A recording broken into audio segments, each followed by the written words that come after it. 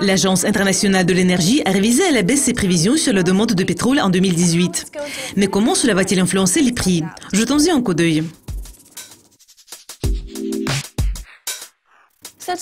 S'il s'agit des États-Unis, un autre ouragan a eu un impact sur la production de pétrole brut. Prévoyez-vous un autre bond des prix du pétrole brut?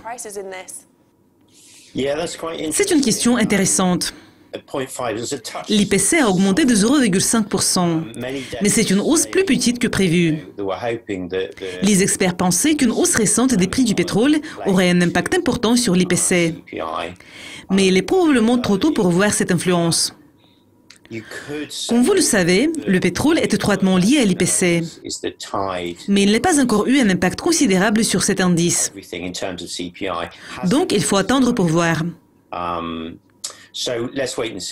Patrick, comment la hausse de l'IPC américain de 0,5% a-t-elle influencé les prix du pétrole brut?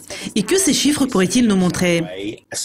Évidemment, l'IPC et les prix du pétrole sont étroitement liés. Surtout si les prix du pétrole restent au-dessus de $50 le baril. À mon avis, il n'y a qu'un obstacle, et cela peut être prouvé par des chiffres. Donc, c'est le niveau de $54.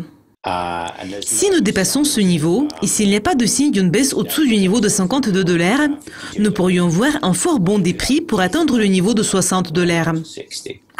Patrick, et jetons un coup d'œil aux facteurs qui influencent toutes les matières premières dans le monde entier.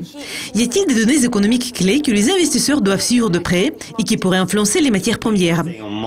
À mon avis, nous devons suivre de près les données économiques en provenance des États-Unis.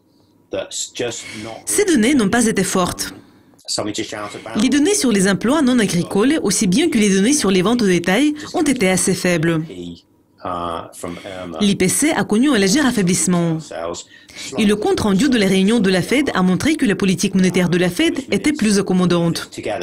Compte tenu de tout cela, nous prévoyons qu'il n'y aura probablement pas de hausse des taux cette année. Mais nous allons attendre pour voir. Si la tendance se poursuit, la situation pourrait probablement changer.